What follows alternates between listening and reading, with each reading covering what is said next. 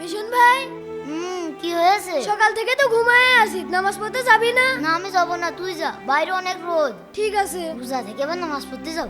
এই রিভাইভ দে, রিভাইভ দে, মার মার মার মার মার। এ মিশন ভাই এই কি রে?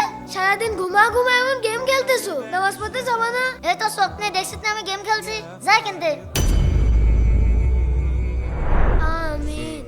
কিরে মিশন ভাই কোথায়? ইফতারের সময় হয়ে যাচ্ছে, দেখে আসি তো কোথায় যে গেল। এখনো গেম খেলছে, দাঁড়া। এই ফোন দে। এই কি রে, তুই ফোন দিছিস কেন? এভাবে তোর রোজা কোনোদিনও হবে না। কেন?